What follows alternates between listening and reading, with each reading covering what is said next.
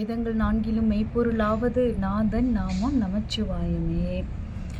அனைவருக்கும் நம சிவைய வாழ்க, நாதன் தாள் வாழ்க. இப்போதான் மௌனத்தை முடிச்சுட்டு உங்ககிட்ட பதிவு போடலாம் அப்படின்னு அமர்ந்ததுனால டக்குன்னு பேச வரல. இன்னைக்கு என்னம்மா தலைப்பு கொடுக்குறீங்க எங்களுக்கு அப்படின்னா, சுவாமி சிவவாக்கியர் சித்தரை பற்றி எல்லாருக்கும் தெரியும். தெரியலனா கூட எல்லா குழந்தைங்களும் உங்கா அம்மானு சொல்லிக்கிட்டு பிறப்பாங்க. இவர் முற்பிறவி தொடர்பின் காரணமாக பிறக்கும் போதே சிவசிவ சிவசிவன்னு சொல்லிக்கிட்டு பிறந்தவர் தான் சிவவாக்கியர். தன்னுடைய நாவில் வாக்கியத்தில் சிவசிவா ஒளிய எடுத்துக்கொண்டும் சொல்லிக்கொண்டு பிறந்தமையால் இவருக்கு சிவ வாக்கியர் அப்படிங்கிற பெயர் வந்தது. சிவா திருப்பி போட்டிங்கன்னா வாசி.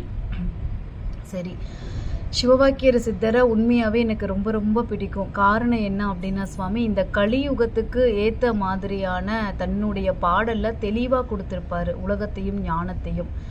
அப்போ ஐயா கேட்குறாரு, பொதுவாகவே அந்தணர்கள், இதுக்கு முன்னாடி நான் சொல்லிடுறேன், நான் யாரையும் புண்படுத்தியோ அல்லது இழிவாக குறைத்து சொல்லியோ இந்த பதிவை நான் போடலை. சித்தன் என்ன சொல்லியிருக்காரோ அதை தான் உங்கள் அறிவுக்கு எடுத்துகிட்டு வந்திருக்கேன். அந்தணர்கள் பிராமணர்கள்லாம் இருப்பாங்க இல்லையா, அவங்க மீன் இறைச்சி சாப்பிட மாட்டாங்க, மான் கறி மானுடைய இறைச்சியும் சாப்பிட மாட்டாங்க. ரொம்ப ஒழுக்க நீதியோடு உடலுடைய ஒழுக்கத்தை கடைபிடிப்பாங்க. அப்போ சித்தருக்கு தோணுது, அவர் வாழ்ந்த காலகட்டத்தில் ஒரு நதிக்கரையை பார்க்கும்போது தனக்குள்ளே தோணுது, இந்த மாதிரி பிராமணர்கள் மீன் இறைச்சி உண்பதில்லை, ஆனால் மீன் இருக்கிற குளத்துல தண்ணி எடுத்துகிட்டு போய் குடிக்கிறாங்க, தன்னை குளிச்சுக்கிறாங்க, தூய்மைப்படுத்திக்கிறாங்க. இது எப்படின்னு அவருக்கு ஒரு சிந்தனை வந்திருக்கு, ஞான சிந்தனை. அடுத்தது அந்தணர்கள் வேதம் யாகங்கள் நடத்தும் போது மான் இறைச்சி உண்பதில்லை, ஆனால் மானுடைய தோலை போட்டு கீழே அமர்ந்து யாகம் தியானம் செய்கிறாங்களே, இது எப்படி? அப்புறம் அந்த தோலை உரித்து பூணூலா போட்டுக்கிறாங்களே, அன்றைய காலகட்டத்தில் அப்படிதான் இருந்தாங்க. இதெல்லாம் எப்படி, இது எப்படி சாத்தியம் அப்படின்னா அவருக்குள்ள ஒரு ஞான கேள்வி தோன்றியதை பாடலாக கொடுத்துட்டார். மீன் இறைச்சி உண்பதில்லை அன்றும் இன்றும் வேதியர், மீன் இருக்கும் குளத்தில் தான் குளிப்பதும் குடிப்பதும், மான் இறைச்சி தின்பதில்லை அன்றும் இன்றும் அந்தனர் அல்லது வேதியர்.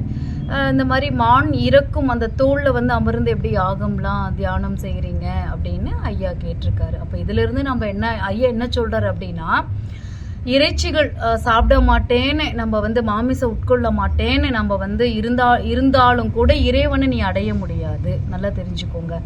நான் மாமிசம் சாப்பிட மாட்டேன், ஜீவ காருண்ய ஒழுக்கத்தில் நான் இருக்கேன் அப்படின்னு நீ சொல்லியிருந்தாலும் கூட, கடைபிடித்தாலும் கூட நீங்கள் இறைவனை அடைய முடியாது.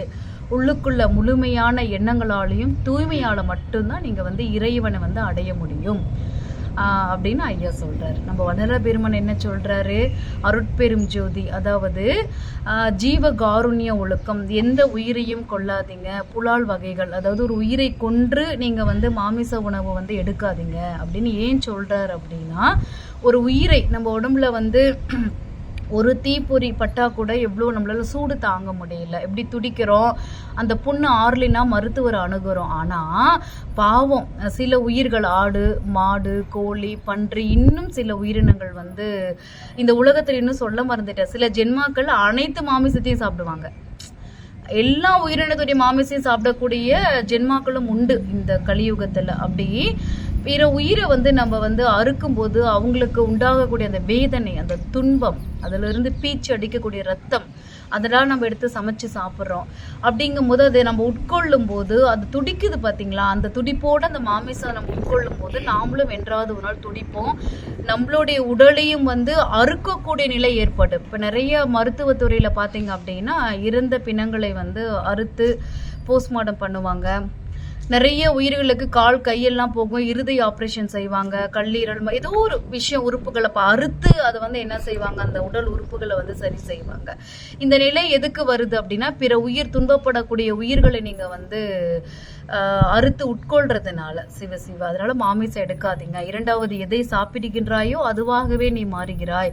அப்போ ஒரு உயிரை நீ கொண்டு சாப்பிடும் போது அந்த உயிருக்கு என்ன அறிவு இருக்கோ அதுதான், அந்த இயக்கம் தான் உனக்குள்ள வரும். ஆக இயற்கை உனக்கு நிறைய கனிவான உணவுகள், அதாவது உணவு முறைகள் கொடுத்துருக்கு, நீ அந்த பிராணசக்தியோட இரு அப்படின்னு வள்ளலார் பெருமான் வந்து போதிக்கிறாரு. சிவசிவ இதையும் நம்ம வந்து கருத்தில் நம்ம வந்து எடுத்துக்கணும் சுவாமி. சரி, இன்றைக்கு இது போதும். நம சிவைய வாழ்க, நாதன் தாள் வாழ்க.